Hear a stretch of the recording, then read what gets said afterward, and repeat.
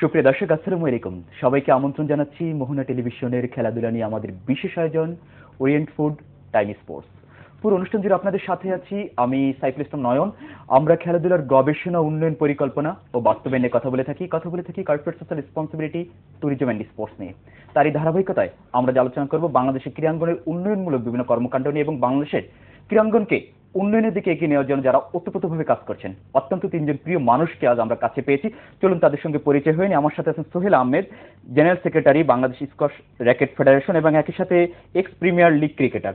এবং আমার সাথে আছেন কর্নেল এমডি ওবায়দুল খান, সম্মানিত এক্স ভাইস চেয়ারম্যান এনএসসি জাতীয় ক্রীড়া পরিষদ। এবং আমার সাথে আছেন colonel M A Latif Khan, x DG BKSP Bangladesh ক্রীড়া শিক্ষা প্রতিষ্ঠান। কেমন আছেন আপনারা তিনজন? শুকর, আলহামদুলিল্লাহ। আমি প্রথমেই যাব এম এ লতিফ খানের কাছে। জনাব এম এ লতিফ খান, ক্রীড়া শিক্ষা প্রতিষ্ঠানে আপনি দীর্ঘদিন ধরে ডিজির দায়িত্ব পালন করেছেন। আজকে যারা বাংলাদেশের ক্রিকেটে যারা আসলে আধিপত্য বিস্তার করছে এবং বাংলাদেশের ক্রিকেটকে যারা অনেক উপরে নিয়ে গেছে, সাকিব, মুশফিক, তারপর হচ্ছে নাসির, রাজ্জাক, আনামুল, সবাই আসলে বিকেএসপি থেকে উঠেছে। মানে একটা ক্রিকেটার গড়ার বা খেলোয়াড় গড়ার কিন্তু একটা কারিগর, একটা প্রতিষ্ঠান কিন্তু সেখানে। তো আজকের ক্রিকেট যেভাবে ডেভেলপমেন্ট হয়েছে, অন্যান্য দিকেও কিন্তু আমরা সেভাবে দেখছি যে জাতীয় দলে তারা অনেকেই আছে কিন্তু বিকেএসপির। বর্তমানে বিকেএসপির বাংলাদেশের ক্রীড়াঙ্গনের ভূমিকা নিয়ে যদি আপনি আমাদেরকে একটু বলেন। বাংলাদেশ ক্রীড়া শিক্ষা প্রতিষ্ঠানটা প্রতিষ্ঠিত হয়েছিল তৃণমূল থেকে। আমরা পুরো বাংলাদেশ থেকে প্রতিভাবান ক্রীড়াবিদদেরকে নিয়ে আসবো, সুন্দর সায়েন্টিফিক ট্রেনিং দেব, ট্রেনিং দিয়ে আমরা জাতির জন্য তৈরি করব। বাংলাদেশ ক্রীড়া শিক্ষা প্রতিষ্ঠানের সবচেয়ে বড় যেটা ছিল যখন আমি টেক ওভার করি, আর আমি আপনাকে আজকে কৃতজ্ঞ ভরা চিত্তে বলছি, আমার স্যার কর্নেল ওবায়দ যে পাশে বসে আছেন, উনি কিন্তু আমার একজন লিজেন্ড ছিলেন। যখন আমি আর্মিতে যখন ক্যাডেট বা সেকেন্ড লেফটেন্যান্ট ছিলাম, স্যারকে আমি পাকিস্তান ন্যাশনাল টিমে ফুটবল খেলতে দেখেছি। তো হি ওয়াজ অলসো মাই লিজেন্ড। এবং বাংলাদেশ স্পোর্টস কন্ট্রোল বোর্ডে যখন ছিলেন, আর্মি কন্ট্রোল বোর্ডে, বাংলাদেশ সেনাবাহিনীর যা কিছু ক্রীড়া অবদান, এই কর্নেল ওবায়দ কিন্তু হি ইজ অ্যান ইনস্টিটিউশন। আমার সামনে বিকেএসপি ছিল কঠোর শৃঙ্খলা, কঠোর পরিশ্রম, কঠোর প্রশিক্ষণ। এই তিনটা জিনিস রসুলে পাকের ভিতরে ছিলেন। আপনি দেখেন ওনার স্বাস্থ্য কি ছিলেন, ওনার শৃঙ্খলা কি ছিলেন। আর এই তিনটা যদি আপনার থাকে আপনার ভিতরে, একটা জাতির ভিতরে, একটা ইন্ডিভিজুয়ালের ভিতরে, একটা টিমের ভিতরে, তাহলে সে টিম, সে জাতি উচ্চ শিখরে যেতে বাধ্য। যে কোনো স্পোর্টসম্যানের কতগুলো কমন কোয়ালিটিজ আছে, ওগুলা যে খেলাই খেলেন আপনাকে লাগবেই। You have to be discipline minded, আপনাকে কঠোর পরিশ্রম করতে হবে যে কোনো খেলা খেলেন। আচ্ছা আচ্ছা, আমি সেটা নিয়ে একটু কথা বলবো। আমি একটু জনাব সোহেল আহমেদের কাছে যাচ্ছি। সোহেল খান, যেটা হচ্ছে যে বাংলাদেশের স্পোর্টস ডেভেলপমেন্টে আপনি দীর্ঘদিন কাজ করছেন এবং বাংলাদেশের ক্রিকেটের সাথে একসাথে সম্পৃক্ত ছিলেন, কিন্তু বাংলাদেশের সাম্প্রতিক শীর্ষ টি-20 বিশ্বকাপে আমরা হার দিয়ে শুরু করেছিলাম, সেই আমাদের শ্রীলঙ্কা ম্যাচ থেকে শুরু করে এশিয়া কাপ এবং টি-20 বিশ্বকাপ। এখানে কিন্তু আমাদের কয়েকটা ম্যাচে দলের সাথে লজ্জাজনকভাবে কিন্তু হেরেছি, কিন্তু আমাদের কোনো মানে আসলে আউটপুট নেই। কিন্তু আসলে কেন বাংলাদেশের যে কোনো খেলায়, মানে এটা ক্রিকেট দেখেন, আপনি ফুটবল, অন্যান্য যে কোনো খেলা বলেন, আপনার প্লেয়ারের ডিসিপ্লিন বলেন, একটা অর্গানাইজেশনের ডিসিপ্লিন বলেন, দুইটাই কিন্তু থাকতে হবে। বিশেষ করে কিছু কিছু স্টার প্লেয়ার যারা আছে আর কি, হঠাৎ করে এদের এত টাকা পয়সা হয়তো হয়ে গিয়েছে যে এই জন্য আমার মনে হয় এদের মানে খেলার প্রতি যে মনোনিবেশ থাকতে হবে। আপনি যদি একটা ভালো স্টুডেন্ট হলেও হবে না, আপনাকে টিচার রেখে দিলেও হবে না, বাসার পরিস্থিতিও কিন্তু পড়াশোনার পক্ষে থাকতে হবে, তারপরেই একটা ছেলে কিন্তু পরীক্ষায় ভালো করবে। খেলোয়াড় এবং ফেডারেশন বলেন, ম্যানেজমেন্ট বলেন, এখানে ওই খেলার প্রতি যে একনিষ্ঠতা যেটা থাকে, এখানে এটা অভাব হয়ে গিয়েছে। আমি একটু আপনার কাছে জানবো এটা নিয়ে। আমি একটু জনাব লতিফকে এটা মতবাদ দিতে চাচ্ছি যে আসলে নিজেদের দিকে টেক কেয়ার করছে, বা 16 কোটি বাঙালি যে একটা বলের পেছনে, একটা উইকেটের পেছনে যে তাকিয়ে আছে, সেইভাবে কিন্তু টেক কেয়ার করছে না। কিন্তু কথা বলি, টাকা পয়সাটা ওয়ান অফ দ্য রিজন আর কি, ওয়ান অফ দ্য রিজন। এটা কিন্তু একটা মেজর পার্ট হতে পারে।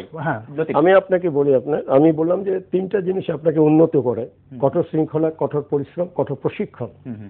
আবার তিনটা জিনিস যদি আপনার ভিতরে থাকে, বা কোনো প্লেয়ারের ভিতরে থাকে, কোনো দেশের ভিতরে থাকে, কোনো জাতির ভিতরে থাকে, specially I will say with the cricket team at present, বাংলাদেশের যে ক্রিকেট টিম, সে তিনটা ছিল আল্লাহ তাআলা পছন্দ করেননি অহংকার। আমাদের প্লেয়ারদের ভিতরে অসম্ভব অহংকার হয়ে গেছে। আল্লাহ তাআলা পছন্দ করেনি হিংসা। আপনি যদি এত টাকা পয়সার পিছনে যদি আপনি যান, এখনো আপনি আহামরি কিছু হননি। আমাকে যদি আপনি বলেন এই ক্রিকেট টিমে, আমি আমার ভাই যেটা বললেন যে এটা টাকা পয়সা দরকার, খুবই দরকার, কোনো অসুবিধা নাই, কিন্তু এত বেশি টাকা পয়সা হয়ে গিয়েছে, এত বেশি আপনি প্যাম্পারিং করেছেন, এবং ওই প্যাম্পারিং করতে যে আপনি টিমের ভিতর ডিসিপ্লিন রাখতে পারছেন না। ওয়ার্ল্ডের মধ্যে হচ্ছে যে ইন্ডিয়ান যে প্লেয়ার আছে তারা সবচেয়ে বেশি ধনী, সবচেয়ে বেশি টাকা রিস্ক, তাদের কিন্তু প্রচুর টাকা, কিন্তু তারা কিন্তু আগে খেলাটাকে প্রাধান্য দিচ্ছে কিন্তু আপনার। যে এই দেশ, এই মাটিটা আমাকে কি দিয়েছে, আমি কি দিচ্ছি, সেটা যদি আপনার এই মনে না থাকে, that I have love for the land and I have to give something, 16 কোটি লোক আপনার যে দোয়া করছে, দোয়াটা কবুল হচ্ছে না কেন? ওই যে 22 গজ উইকেট, এটাকে আপনাকে মনে করতে হবে ইটস দ্য প্রেয়ার ম্যাচ। আচ্ছা, you have to concentrate yourself, Allah তুমি আমাকে রহম করো, আমি যেন আজকে আমার সেরা নৈপুণ্যটা দিতে পারি, আমি যেন বাংলাদেশকে কিছু দিতে পারি, আমি যেন 30 লক্ষ শহীদের মুখটাকে উজ্জ্বল করতে পারি। That motivation has to B here. আমি আপনার কাছে আসবো, আমি একটু সোহেল আহমেদের কাছে যাচ্ছি। সোহেল আহমেদ, যেটা হচ্ছে যে বাংলাদেশে আমি দেখেছি মুশফিক কিন্তু বারবারই বলছে যে আমরা আমাদের যদি 100% প্রোভাইড করতে পারি, বেস্টটা দিতে পারি, তাহলে আমরা সামনে ম্যাচে আমরা মানে ভালো করতে পারবো। কিন্তু এভাবে কিন্তু আমাদেরকে কিন্তু বারবার আশার বাণী শুনিয়ে যাচ্ছিল, কিন্তু আসলে সেটার প্রতিফলন কিন্তু একবারও কিন্তু আমরা কিন্তু লক্ষ্য করিনি আসলে। না ঠিক আছে, মুশফিক সবাই সব কোনো প্লেয়ারই যখন খেলতে যায় সে 100%ই দেওয়ার চেষ্টা করে, কিন্তু এটা বুঝতে হবে 100% মুখে মানে বলা দেওয়া আর কাজে দেওয়া তো এক জিনিস না। কাজে দিতে হলে ক্রিকেটটা নিয়েই বেশি চিন্তা ভাবনা করতে হবে, ধ্যান জ্ঞান রাখতে হবে, পুরো টিমটাকে ধরে রাখতে হবে। কোনোভাবে প্লেয়ারদের মনোযোগ 100% নাই। খেলাধুলা এমন পর্যায়ে চলে গিয়েছে, ইংল্যান্ড বলেন, পাকিস্তান, ইন্ডিয়া তো আছেই, এদের সাথে ফাইট করা ডিফিকাল্ট, কারণ তারা অনেক বিশ্বমানের সেখানে আমরা 100% দিলেও ওদের সাথে ফাইট করা কঠিন। সেখানে আপনি যদি 70-80% আপনার মনোযোগ থাকে, সেখানে তো আপনার ডিফারেন্স তো অনেক হয়ে যাবে। আমাদের যে ভাই যেটা হলো কারেক্ট, কিন্তু বেসিক যেটা সিম্পল বল ধরা, একটা সিম্পল, আমি জানি না যে 2 হাত 2 পা নিয়ে খেলতেছে, আমরাও তো খেলছি। আপনি মনে আশ্চর্য লাগে আমার কাছে যে সিম্পল বল আমরা এইটুকু আমরা শুনেছি যে আসলে ফার্স্ট ডিভিশন, সেকেন্ড ডিভিশন যারা খেলছে তারাও কিন্তু এর থেকে ভালো মানের কেস কিন্তু রিসিভ করতে পারে। কিন্তু আমি একটা দুইটা হয়তো প্লেয়ার হিসাবে ইয়েস মিস হইতে পারে, বাট নট লাইক দিস। বড় জন্য ভিতর কোনো গায়রত নাই। আরে 2 পা 2 হাত নিয়ে খেলো, কেমনে বাইরে হয় প্লেয়ার, কেমনে বল যায়। আপনি দেখেন অন্য টিমের প্লেয়ার তো আমরা টিভি টেলিভিশন দেখি, ইউ জাস্ট সি মনে হয় যেন জান দিয়া ফেলে। বডি ল্যাঙ্গুয়েজ আছে, body language, good body language. নেদারল্যান্ডসের খেলা যদি আমরা যদি বিবেচনা করি, তারা কিভাবে কামব্যাক করেছে। এখন আমাদের প্লেয়ার সবাই বলে কি বডি স্ট্রাকচার লাইক দিস, আমাদের স্ট্রাকচার কাজ মানে আমরা কি বলবো যে পাঞ্জাবি পাঠানের লগে ইতিমধ্যে ফাইট করে চান্স পেতে হয়েছে। 2 হাত 2 পা নিয়ে আপনি খেলতেছেন, let me see how you go out. এই যে ভিতরে যে জিদ, এটা মনে একটু আপনি মনে যোগ করতে চাচ্ছেন সম্ভবত। স্যার যেটা বললেন, দেখেন আমি বললাম যে কনফুসিয়াস বলে যে মানুষকে শেখানো যায়, অনলি ম্যান ইজ টিচেবল। আপনার যদি আত্মার, স্যার যেটা বললেন, আত্মার জিদ যে এই মাটিকে আমি ভালোবাসি, এই মাটিতে আমি জন্মেছি, এই মাটিকে আমি রক্ত দিব। আপনি গোল্ড মেডেল কিনতে পারবেন পুরবী জুয়েলার্স থেকে, বাট আপনি যদি খেলার মেডেল পেতে চান তাহলে আপনাকে মাঠকে আপনার রক্ত এবং ঘাম দিতে হবে। আচ্ছা আচ্ছা, আপনি কি মনে করছেন যে এটা ল্যাকিং? It is lacking. আমি এই টিমকে আপনি বলেন, এই দেখেন আমি যখন টিম ম্যানেজার ছিলাম 2003 সালে, psychological profiling of the members of the Bangladesh national cricket team, এটার মুখ একবারই আমি দেখাতে পেরেছিলাম যখন কমান্ডো কোর্স করতে নিয়ে গেছিলাম। তো আমি চ্যালেঞ্জ করেছিলাম যে বাংলাদেশ ইনশাআল্লাহ ইনশাআল্লাহ ইনশাআল্লাহ সেকেন্ড রাউন্ডে যাবে, এবং আমরা ইন্ডিয়া এবং সাউথ আফ্রিকা বিট করে আমরা 2007 সাল ওয়ার্ল্ড কাপে সেকেন্ড রাউন্ডে গিয়েছিলাম। আচ্ছা আচ্ছা, এবং T20তেও গিয়েছিলাম আমরা। তো এই যে ইফেক্ট, আমাকে অনেকে জিজ্ঞাসা করেছিল what is the effect of your this commando training. আমি বলেছিলাম there is no effect, but there is a psychological effect that I can do it. যেটা আমার শ্রদ্ধেয় স্যার বললেন, আমি পারবই ইনশাআল্লাহ। আচ্ছা, so bloody what, Chris Gill is in the bat, I am also Marshall Murtuja। আপনি তাহলে বলছেন যে বাংলাদেশের খেলোয়াড়দের মধ্যে কনফিডেন্স লেভেলের একটা ল্যাকিং ছিল মনে হয়, স্যার একটু মনে যোগ করতে চাচ্ছেন? অফ কোর্স, এটা আমি এই জন্য বলতে চাচ্ছি যে আমার যদি প্র্যাকটিক্যালি কোনো ল্যাকিং থাকে, ও হয়তো 20 টাইমস করতেছে, I have to do it 100 Times. আমি আর্মির প্লেয়ারদেরকে নিয়ে, যেমন ঢাকা ইউনিভার্সিটির প্লেয়ারের যেগুলো ওদের IQ level definitely higher than a soldier, right? ওরা 10 বার প্র্যাকটিস করতেছে, আই ইউজ টু ডু, ও আমার সাথে থাকতো যে 100 টাইমস তোমাকে করতে হবে, হয় ভারে কাটবা না হয় ধারে কাটবা, একটা তো কাটতে হবে।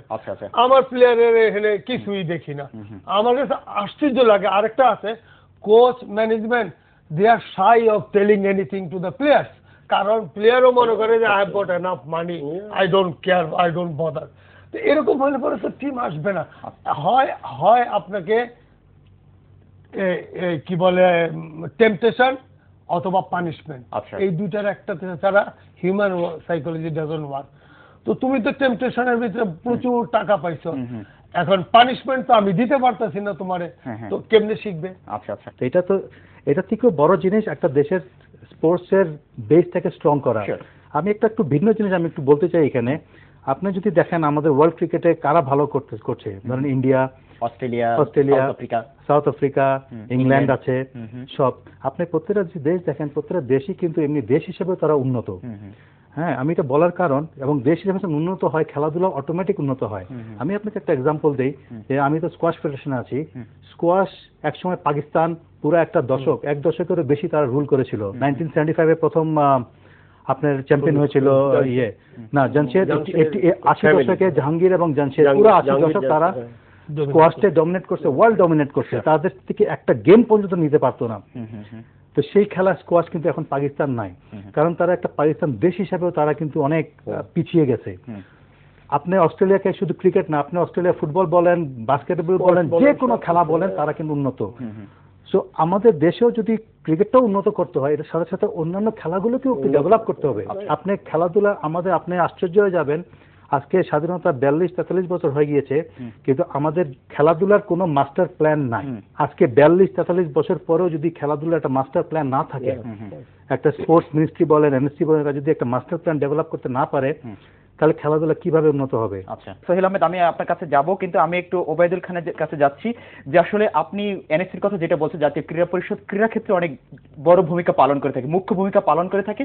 ক্রীড়া পরিষদের বিভিন্ন কথা নিয়ে আমি আপনার সাথে বিরতির পর এগুলো নিয়ে আলোচনা করবো। তার আগে ছোট্ট একটা বিরতিতে যাব। সুপ্রিয় দর্শক, আমরা যাবো ওরিয়েন্টাল ফুডের সৌজন্যে ছোট্ট একটা বিরতিতে। থাকুন আমাদের সাথে, প্রাণবন্ত আলোচনায় ফিরে আসবো খুব শীঘ্রই।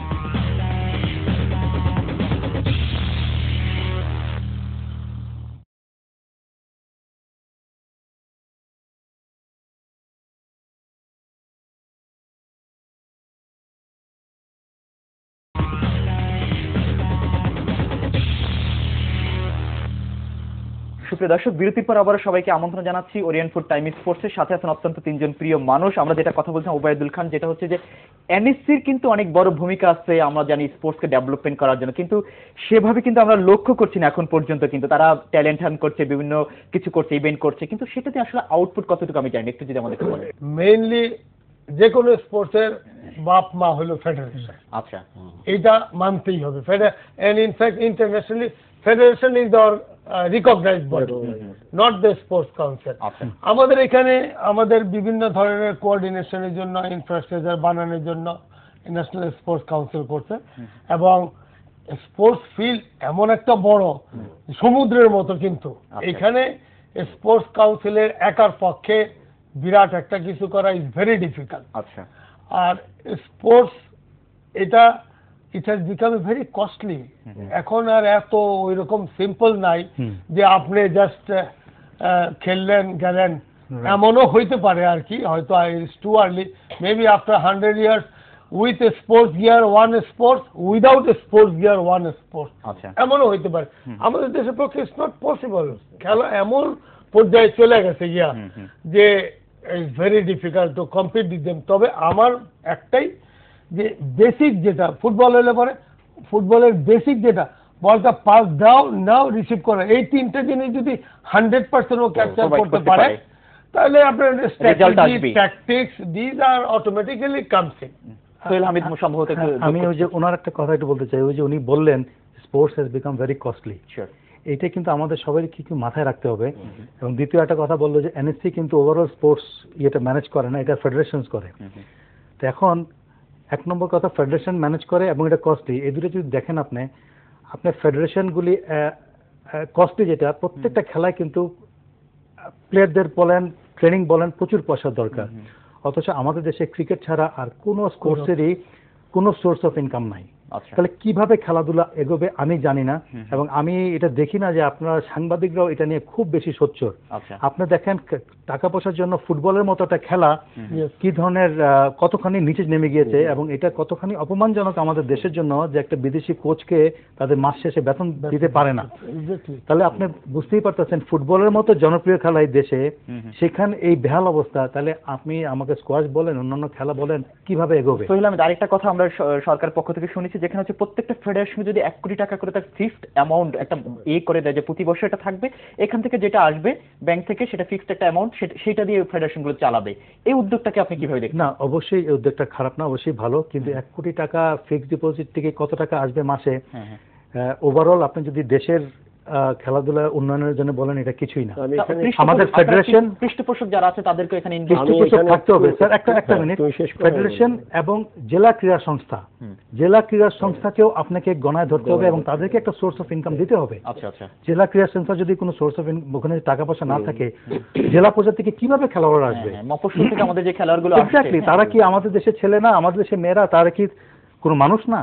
তাদের জন্য খেলাধুলার কোনো ব্যবস্থা নাই। Why that? এটার জন্য আমাদের পজিটিভ থিঙ্কিং দরকার। পজিটিভ থিঙ্কিংটা কার? Sports ministry, then culture ministry. এবং এই যে স্পোর্টস ইকুইপমেন্টের দাম এখন যে আকাশচুম্বী হয়েছে, you just can not think. আচ্ছা, আপনি একটা বলি আপনার, লাইক আমার ভাই খুব সুন্দরভাবে বললেন, স্কোয়াশ চ্যাম্পিয়ন ছিলেন পাকিস্তান। ইন্ডিয়া পাকিস্তান হকিতে পুরো পৃথিবীকে কমান্ড করেছে, এখন কেন পারছে না? Because of the skill, stamina, strength, plus latest হলো টার্ফ, লেটেস্ট হলো আপনার স্টিক এগুলো। তো এই যে আপনার আমাদের এখানে দুটো টার্ফ আছে শুধু, বিকেএসপিতে আর মনে হয় আমার ফেডারেশনে, হকি ফেডারেশন ইয়েতে। আর ফেডারেশনে যে কথাটা বললেন, আমিও জেনারেল সেক্রেটারি ছিলাম বাংলাদেশ বক্সিং ফেডারেশনে। আজকে কেন এটা কেন এই অবস্থা? এই অবস্থা আপনি বলেন। আমি আপনাকে চ্যালেঞ্জ দিচ্ছি নয়ন স্যারের সামনে, with his permission, under 16, under 19 আপনি আমাকে 1 বছর থেকে 2 বছর দিয়ে দিবেন, ট্রেনিং কনসেপ্ট কিন্তু আমার হবে। কিন্তু আপনি দেন, আমি যদি বিশ্ব চ্যাম্পিয়ন না করে আনতে পারি, এই মহানতে এসে বলবো যে আমি আর খেলা সম্বন্ধে কোনো কথা বলবো না। কেন জানেন? আমাদের অর্গানাইজার, আমাদের ট্রেনারদের এই বইগুলো পড়তে হবে। Positive thinking, athletics and the heart, interval training, condition for sports and general fitness. Sir যেটা বললেন, খেলাধুলার বাপ মা হলো কিন্তু gymnastics, parents of all games, and you have to be 200% physically fit. তার মানে স্যার আপনি সম্ভবত বলতে চাচ্ছেন যে আসলে খেলোয়াড়দেরকে মানে স্টাডিও করতে হবে প্রত্যেকটা বিষয় নিয়ে। এই যে ক্রীড়া বিজ্ঞান, আপনার মাসল ক্র্যাম্প কেন হয়?